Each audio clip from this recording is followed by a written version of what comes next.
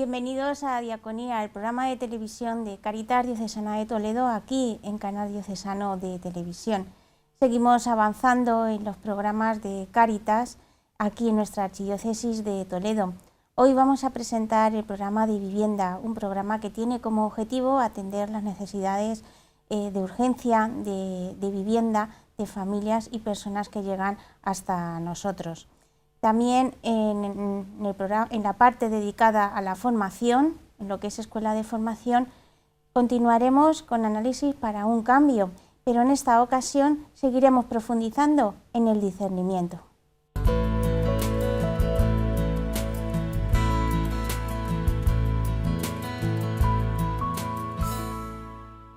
Para hablar del programa Vivienda me acompañan aquí en los estudios de Canal Diocesano Alicia Medina, que es coordinadora del área de familia de Cáritas. Hola, Alicia. Hola, ¿qué tal? Y también Beatriz Cantalejo, que es responsable del programa Vivienda de Cáritas. Hola, Beatriz. Hola, buenas. Alicia, en el año 2013 nació el programa Vivienda de Cáritas, un programa que, como yo he dicho, da respuesta a las necesidades de vivienda de las familias que llegan a Cáritas. Desgránanos, amplíanos cuáles son los objetivos de este programa, porque no es solo dar una vivienda, es algo más, ¿no? Efectivamente, Mónica, el programa de vivienda, como bien has indicado, pues nace en 2013 con el objetivo de dar respuesta a las necesidades de vivienda a las familias que estaban en riesgo de exclusión, tanto en riesgo de exclusión social como residencial. En Cáritas ya había, antes de 2013, se había detectado pues que había muchas familias que iban acumulando impagos de alquiler o muchos desahucios y desalojos. Entonces nace el proyecto de vivienda que se llama Sagrada Familia, principalmente para en un inicio acompañar a las familias para aliviarles esa situación de angustia y de bloqueo que tiene cualquier familia cuando no tiene recursos económicos y ve que tiene un recibo de la luz que pagar, un recibo de alquiler. Entonces, bueno, pues hay como varios objetivos o varias líneas de acción dentro del proyecto. Por un lado está la mediación y paralización de desalojos y desahucios, donde Cáritas pues bueno, interviene en lo que es en el proceso para que nos den tiempo para poder dar una respuesta a la familia y que el desalojo no sea inmediato, que normalmente suele ser así los casos que nos llegan. Y por otro lado, una vez la familia está con nosotros, pues bien, tenemos, que lo explicará Beatriz, ¿no?, más adelante, algunas viviendas nuestras, otras conveniadas, y otras también ayudamos a la familia pagando su propio alquiler en la vivienda que tenga alquilada. La diferencia es que no se centra en lo que es la ayuda económica o la ayuda propia de vivienda, sino que por eso es importante pues, la figura de las educadoras sociales, en este caso pues estamos Beatriz y yo, porque acompañamos a la familia en todo el proceso, desde que las conocemos hasta que se estabiliza, tanto la familia como los menores. Trabajamos la parte escolar, la parte sanitaria, dependiendo de las necesidades, hasta que pues, se estabiliza y mejora su situación. En ese acompañamiento vosotros no solo descubrís la necesidad de vivienda, sino que habéis descubierto otras pobrezas, porque por ejemplo me viene a la cabeza Proyecto Mater, que también nació a partir de ahí, ¿no? Sí que es cierto que a raíz del programa de vivienda nace Proyecto Mater también, de las necesidades que veíamos. El proyecto Rompe tu Silencio también, pues porque vimos que había un aumento en la violencia, ¿no?, en la violencia familiar, y cambió también un poquito la dirección. ¿Por qué? Porque el acompañamiento, pues bueno, esa es la clave, ¿no? Cuando tú acompañas a la familia, estás en su casa durante horas, les escuchas, vas detectando, vas conociendo a fondo, pues bueno, que no solo el problema económico normalmente es como la punta del iceberg, digamos, pero las causas son una serie pues, de heridas y de situaciones quizá más complejas y más profundas, bueno, en la que la Iglesia, ¿no?, a través de Cáritas, pues queremos estar ahí en esa herida. Cáritas todavía es desconocida en muchos programas, uno de ellos es el programa Vivienda, a pesar de que ya lleva pues, más de 7 años. ¿Cómo se financia? ¿Quién hace frente también pues, a los pagos de alquileres y todo lo que nos estás contando? Bueno, pues eso sí que forma parte, ¿no?, también del trabajo un poco desconocido de los técnicos de Cáritas, pues que es toda esa parte, ¿no?, un poquito más rollo de la búsqueda de financiación, de elaborar proyectos, buscar gente que colabore y donantes. Entonces, bueno, en el caso del programa de vivienda tenemos la financiación del 40% así del proyecto del IRPF, pero también vamos conociendo gente y entidades que van conociendo el proyecto. Por ejemplo, la Fundación, me estoy acordando ahora mismo, de la Fundación La Caixa, colaboró en uno de nuestros edificios, no había calefacción y colaboró aportando, ¿no?, económicamente para poder tener calefacción en todas las viviendas. Y luego pues todo lo que es la parte de financiación privada, donantes, socios de Cáritas y algunas que otras entidades privadas. Normalmente suelen ser puntuales, pero bueno, vamos trabajando año a año y siempre vamos encontrando, ¿no?, que es tarea todos los años, sí que mínimo presentamos 3 o 4 veces el proyecto a entidades y nos van concediendo, ¿no?, esas ayudas. Y Beatriz, muchas personas se preguntarán, ¿y dónde están esas viviendas? ¿Tiene parque de vivienda? Porque no es una familia a la que ayudáis, que son muchas, varias. Son muchas, sí. Ayudamos, ya sabes, en toda la diócesis de Toledo y efectivamente Cáritas tiene un parque de viviendas. En el casco histórico tenemos un edificio de 7 viviendas. Próximamente vamos a abrir una vivienda de urgencia porque debido al COVID, pues bueno, atendimos muchísimas familias con hijos menores que no podían acceder a los albergues ni a otros recursos por tener menores. Entonces, bueno, con el equipo técnico del área de familia pensamos en crear una vivienda de urgencia para madres con hijos menores, ¿no?, que tuvieran un espacio, ese tiempo que dan en los albergues, que es un tiempo hasta que podamos encontrar un recurso adecuado para la familia. También tenemos un convenio con la Consejería de Fomento, ¿vale?, que firmamos en el 2014 y nos cedieron 10 viviendas en el barrio de Santa María de Benquerencia de aquí de Toledo.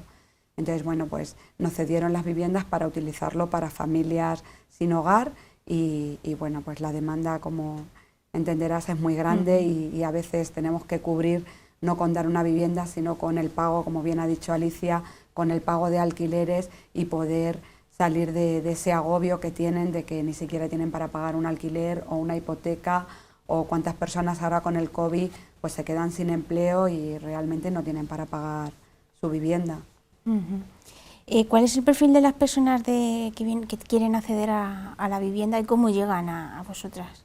Bueno, pues llega de diferentes maneras. Una por servicios sociales de atención primaria, luego también llegan de todas las parroquias de la diócesis de Toledo. Nuestras compañeras de animación al territorio están en las acogidas de cada una de las parroquias de la diócesis y cuando detectan un caso que necesita vivienda, pues nos llaman y nos acercamos a valorar.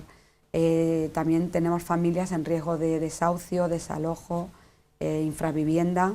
Durante el COVID hemos atendido muchísimas familias con una orden de desahucio en el que hemos tenido que mediar, hemos tenido que presentar informes al juzgado para que no pudieran perder la vivienda.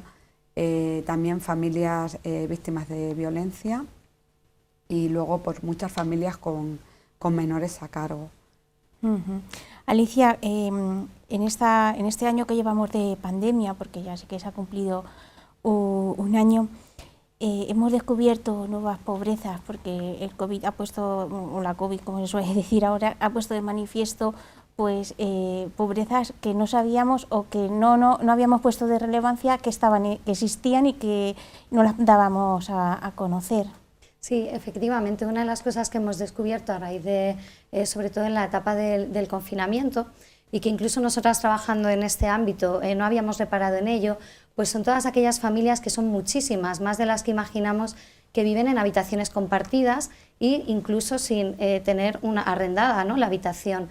Entonces, que nos encontramos que a raíz de la pandemia y por la situación sanitaria, todas esas familias, principalmente ha habido muchas mujeres con hijos, mujeres solas con sus hijos, las echaban de la vivienda. Recuerdo que en el periodo de 2 meses atendimos a cerca de 70 familias que estaban en esta situación, ¿no?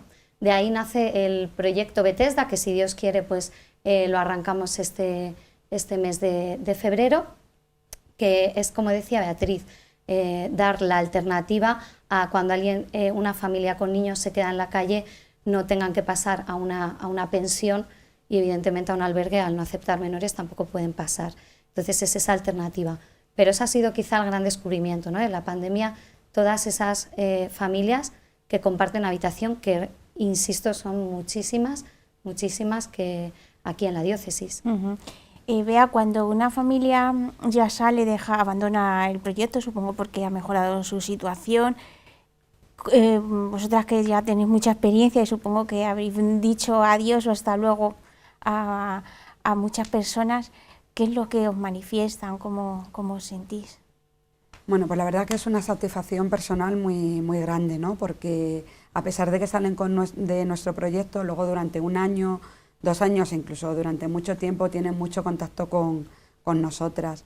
Entonces, pues bueno, es un proyecto, como ella ha dicho, es un acompañamiento de un educador, un trabajo directamente con la familia, muy al día a día, que prácticamente es como si te los llevaras a tu casa, porque al final compartes con ellos muchísimas cosas, y entonces cuando ves que van cumpliendo objetivos para poder salir adelante, ¿no? Me estoy acordando de un caso de una familia de Cuba, ¿no? que bueno, pues hemos conseguido homologar toda su titulación y actualmente están trabajando en la medicina, ¿no? y ya salen en breve del proyecto, ¿no? y es una satisfacción personal pues muy grande, ¿no? Porque les hemos ayudado durante un tiempo, que llegan sin nada, ¿no? A encontrar un futuro mejor para sus hijos, y bueno, como poco a poco hemos ido consiguiendo los objetivos, han ido ahorrando para poder salir a una vivienda normalizada y poder seguir su camino para una vida digna. Y ya por último, Alicia, si alguna de las personas que nos están viendo en el programa Diaconía dice, pues a lo mejor yo tengo una vivienda o la puedo ofrecer a Cáritas, ¿qué tiene que hacer? Lo queremos, ¿no? Sí, por supuesto. O sea, lo que tienen que hacer es ponerse en contacto bien por la web o bien por el teléfono de Cáritas, o llamando directamente al teléfono nuestro de vivienda, que aparece en la web de Cáritas, aparece nuestro proyecto con el teléfono, y pues les atendemos y estaríamos pues encantadas de poder, cuanto más recursos y más fuerza hagamos entre todos, pues más podremos ayudar. Muy bien, muchísimas gracias. A ti, Mónica. Vosotros. Como han visto imágenes de viviendas que han sido inauguradas por Cáritas y que han sido rehabilitadas por el taller de polimantenedor de edificios de Cáritas. Esas viviendas forman parte del parque de viviendas de Cáritas, de este programa que estamos hablando. Pues a continuación vamos a pasar a la escuela de formación.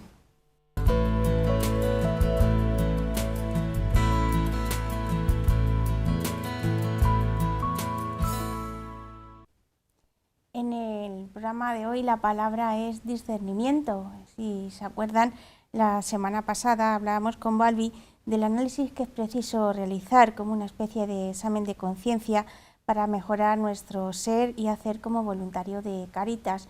Vamos a seguir profundizando en ello y vamos a ver cuáles son los criterios que hemos de adoptar personalmente y como Cáritas parroquial.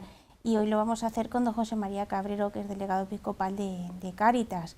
Don José María, cuéntenos cuáles son esos criterios que ya avanzó en la anterior intervención aquí en Diaconía.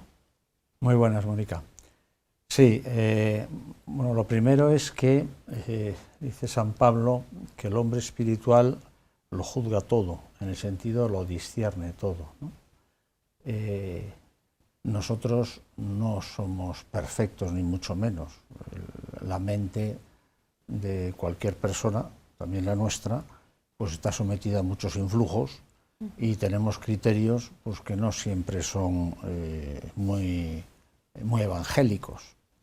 Y lo que se trata es de ir actuando cada vez más, pensando y actuando. Dice San Pablo también, transformaos por la renovación de la mente. Es muy importante. No se trata solo a veces de hacer actos de la voluntad, sino primero hay que renovar la mente, ¿no? Entonces, nosotros tenemos una serie de influjos que nos vienen del mundo, por ejemplo, y que hacen que tengamos una serie de criterios naturales, que son modos operativos de entender ideas o realidades, ¿no?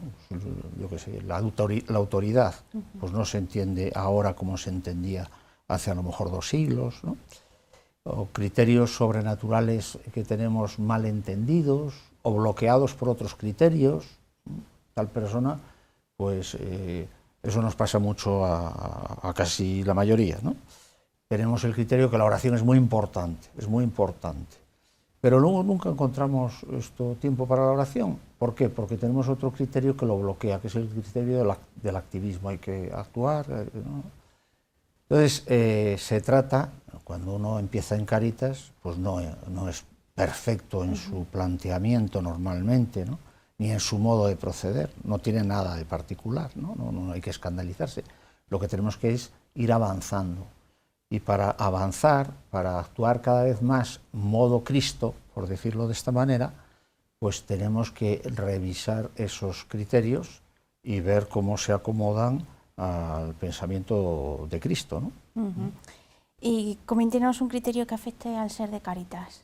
Sí, bueno, pues eso es lo que vamos a ir haciendo en algún programa, ir viendo algunos criterios fundamentales, diríamos así, porque según sea este criterio, después será nuestro hacer, ¿no? El hacer sigue al ser, ¿no? Entonces, pues un criterio fundamental es que nos distingue de las ONGs, por ejemplo, es por qué hacemos nosotros las cosas. O sea, ¿cuál es la motivación última de hacer nosotros las cosas, ¿no? San Juan dice, nosotros somos los que hemos conocido el amor de Dios y hemos creído en Él. Nosotros hemos conocido que Dios no solo nos ha creado, sino que nos ama, nos ha amado, nos ama. Es más, nos ha creado porque nos ha amado. Y la expresión del amor de Dios es Jesucristo. Habiendo amado a los suyos, los amó hasta el extremo. Ese es el modo de amar de Dios. Y dice San Juan también, si así nos ha amado Dios, también nosotros debemos amarnos los unos a los otros. Conclusión. 1. Nosotros no solo atendemos a las personas que se acercan a nosotros. Eso, si nos quedamos ahí, no nos distinguimos de los no cristianos, sin despreciar a nadie, ¿no? Nosotros no solo atendemos, nosotros amamos, o por lo menos debemos hacerlo, y debemos ir creciendo. Cosa que se dice muy fácilmente, pero a veces no es tan sencillo, porque los que se acercan a nosotros y nosotros mismos no somos precisamente San Francisco de Asís muchas veces, ¿no? Tenemos nuestros defectos, nuestro mal genio, lo que sea, y los que se acercan también tienen sus limitaciones.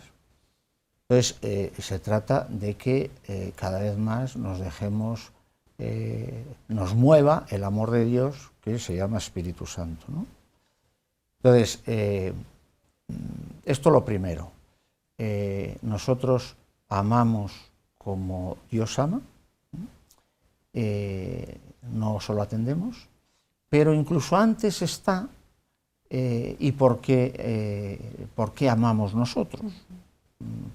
Hay una anécdota muy bonita, yo la cuento muchas veces, porque a veces expresiva, muy expresiva, y a veces una anécdota de estas vale más que muchos discursos.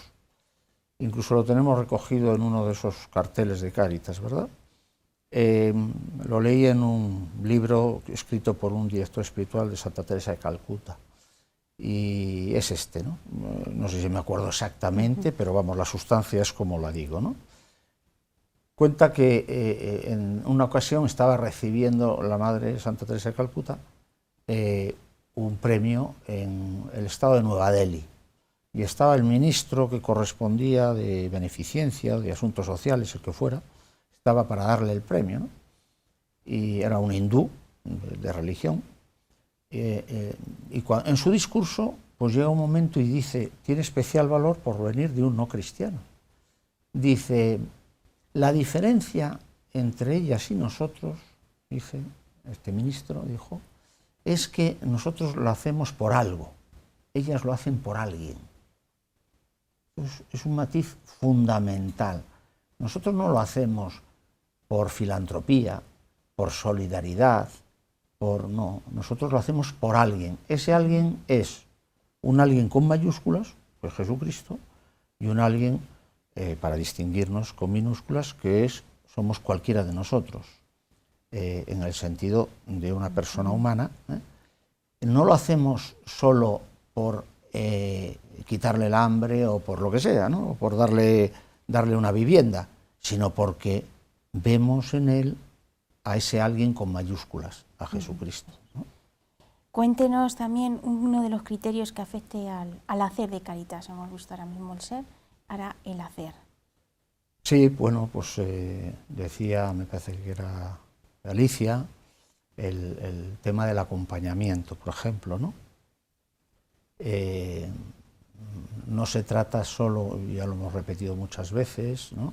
No se trata solo de dar, sino de cómo vemos a la persona y cómo la acompañamos. Pero no solo cómo la acompañamos en el sentido de que ya no solo no la atendemos, sino que estamos con ella, sino cómo estamos con ella. ¿Qué quiero decir? Quiero decir, si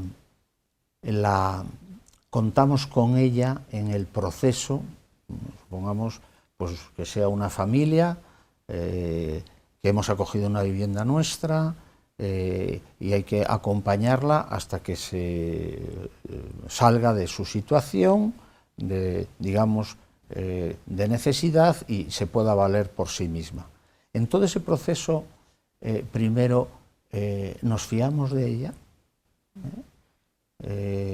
quiero decir, creemos en sus capacidades. Algo muy importante, Cáritas no está, es otro criterio, ¿no? Cáritas no está para evitar el mal. No, es que nos van a engañar, es que... No, nosotros no estamos para eso. Nosotros estamos para promover el bien. Y promover el bien significa que nosotros confiamos en las personas, ¿no? Y contamos con sus capacidades y creemos en su opinión y las pedimos su valoración de cómo lo estamos haciendo. No solo las valoramos nosotros a ellas, en el buen sentido de la palabra, quiero decir, ¿no? No en el sentido de juicio negativo, sino, bueno, a ver cómo lo vamos haciendo. Porque ellas también nos tienen que valorar a nosotros y tienen que decirnos, pues, lo hacéis bien o no lo hacéis bien, o mejor que lo hagáis de esta manera, o tenéis que tener en cuenta este otro aspecto, ¿no? Entonces, es muy importante todo esto, fijarlo, estudiarlo, revisarlo, para luego ir modificándolo y, como decía antes, actuar más modo Cristo, ¿no? Muchas personas piensan que porque es pobre o porque tiene necesidad, pues puede estar en una vivienda cualquiera o se la puede dar trabajo indigno. Ese no es el modo de hacer de un cristiano ni de Cáritas. Claro, mira, a mí me viene a la cabeza ahora, se me ibas hablando, una frase o una expresión de San Vicente de Paúl, ¿no? Que decía, los pobres nuestros señores. La gente necesitada, y cuando digo necesitada no me refiero, porque siempre nos vamos a pensar en las necesidades económicas, y no, necesitado postario también, y tener muchísimos medios económicos y una situación pues muy desahogada en todos los aspectos, ¿no? Pues es una necesidad afectiva, por ejemplo, ¿no?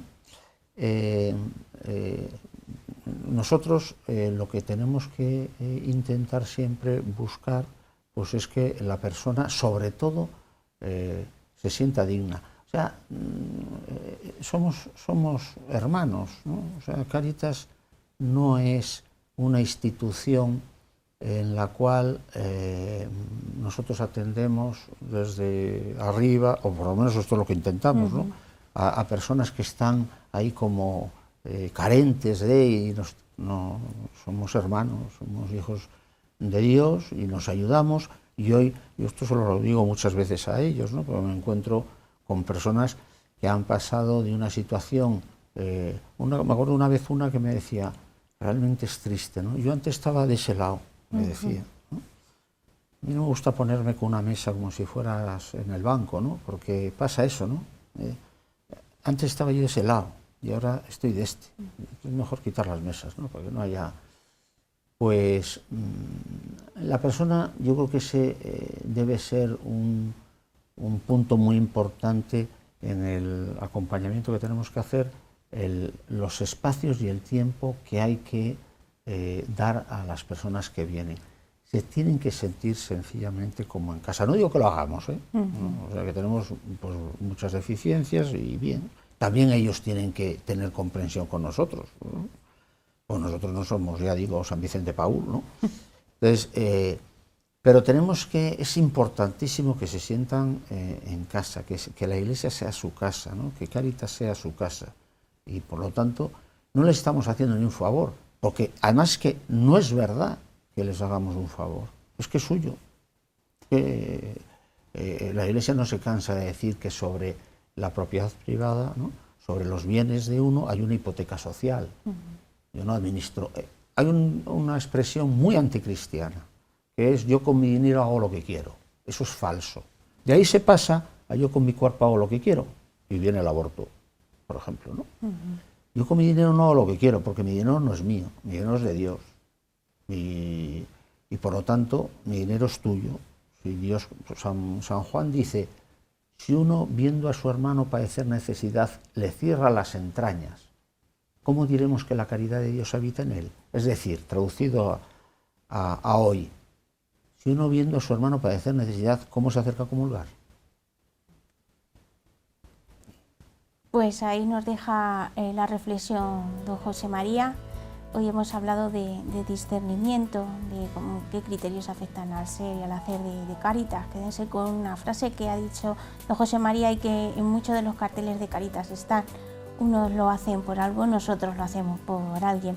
Pues hasta aquí nuestro programa de diaconía de esta semana. Nosotros volveremos, si Dios quiere, la próxima semana. Hasta la semana que viene, que Dios les bendiga.